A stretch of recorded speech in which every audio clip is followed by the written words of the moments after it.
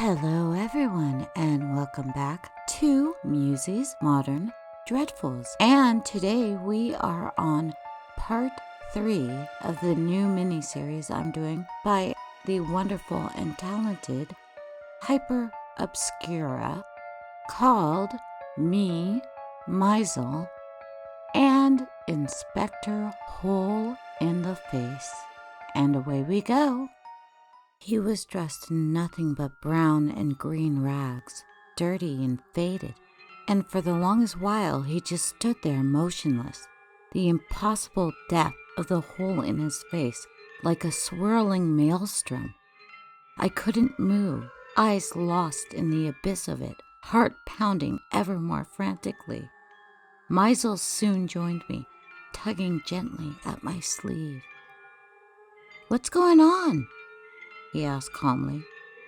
"What are you doing?" "Don't you see him?" I whispered, pointing at the figure. "Stop fooling around, Sarah," he peered at me quizzically. "There's nothing there." The bizarre statement brought me out of my trance, and with trembling hands I grabbed Mizell's sweater, pulling him close. His eyes widened in shock. I had never laid hands on him. Not like that. This wasn't me. This wasn't Sarah. "What do you mean?" I snarled furiously, spit flying everywhere. "He's right there!" Inspector Hole in the Face still hadn't moved an inch. His terrifying frame omnipresent in the labyrinthine network of boulders. I felt like running. I felt like screaming. But even more so, I felt like getting some answers. "Please stop, Sarah," Mizell whimpered. "You're scaring me." I released my grip on his sweater, and he backed away from me nervously. I wiped sweat and tears from my eyes and turned my gaze to the inspector once more. With slow, meticulous steps, I inched toward him, biting my lips so hard that I started bleeding. He still wasn't moving, and I'm not sure if that made him less scary or more so. "He's right there," I muttered. "Right there!" But then, moments before I reached Inspector, Mizell came running from behind, throwing himself in front of me. "Where is he?" he shouted, flailing his arms around wildly. "Where is the bastard?" I froze again, my mind racing as I tried to make sense of the absurdity of the whole situation. I opened my mouth to speak, but I couldn't think of anything to say. Mizell kept swinging his arms around, most of the hits not only hitting the inspector, but going right through him. In fact, Mizell was standing inside of the inspector as he threw the punches. With a trembling hand, I reached out to touch him and did. His skin was rough, leathery, and cold to the touch, but undoubtedly real. I shuddered and quickly withdrew. I started, blinking rapidly. "You're standing inside of him."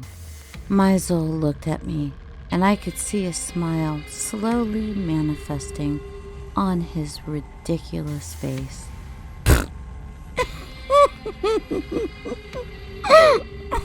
Before long, he erupted into hysterical laughter, doubling over as he seemingly lost control over his body. "What are you laughing about?" I demanded.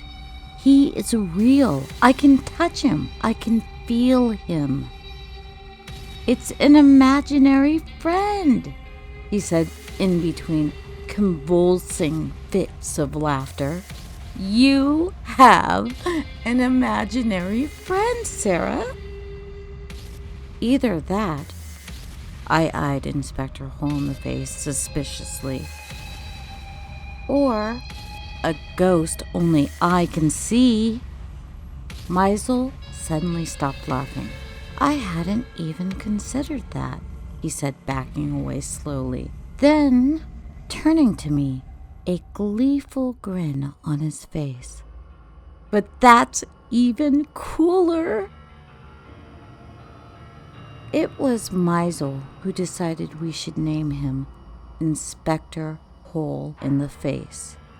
The hole in the face part was fairly obvious, but the inspector part took a few days to manifest. The inspector would show up daily, his horrifying presence announced by the rising, discordant sound of a metal scraping against metal, or the slow creaking of a door opening. He'd always show us something, or show me something, rather, and he always hovered around us until we solved his riddle. He wants us to investigate, Mizell said, like he's an inspector or something. When he showed up, he'd always be standing next to something he wanted us to look at. It could be simple things like a headless doll or a hammerhead, a toy car missing its wheels, or a toy soldier without a weapon. He'd point at it and follow us around until we found the clues he'd left us, then disappear into the faraway forest once we completed the task. Usually, a completed task just meant making something whole again. It's like a puzzle, Mizell theorized. He wants us to finish a puzzle. I always wondered how Mizell could take it so lightly. He couldn't see Inspector Hole in the Face, nor touch him. But the objects, the puzzles, were physical, even to him. When I asked him about it, he just shrugged and smiled. I know it's probably just you leaving them out there, he said. But I don't care. It's fun all the same. This went on for a week or so, and even though I was perpetually haunted by the gruesome sight of the inspector, it was the most magical week of my life.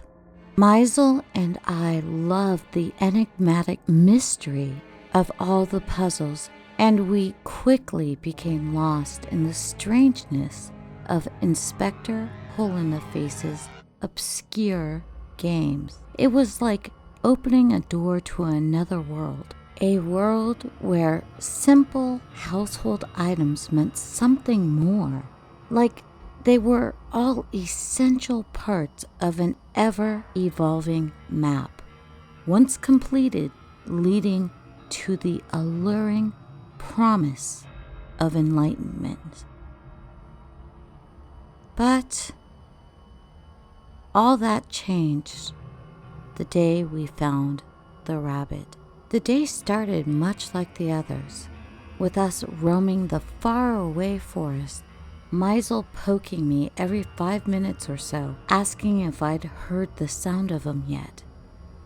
I kept saying that I hadn't, until I suddenly did.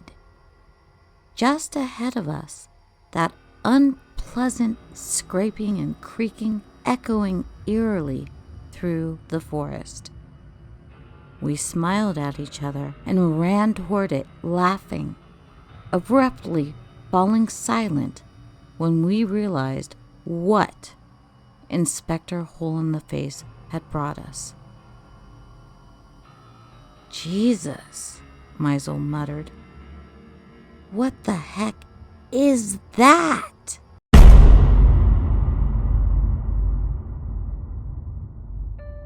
And there we go. That is the end of part 3 of me, Mizell, and Inspector Hole in the Face. And I don't know if you checked out the conspiracy video I did with my good friend and bro, Hood Horror, but it is a conspiracy on the native and indigenous peoples of the United States of America. Check that out if you haven't. Any day, I believe it's going to happen sometime in May. Dr. Creepin will start putting out the collab, and very soon you will get another chapter to this very awesome story. It's compelling, it's touching, it's weird, it's freaky, it's creepy, and it's wonderful. In the meantime, Yippee-Ki-Ya, Musey lovers, I will see you soon. Bye now.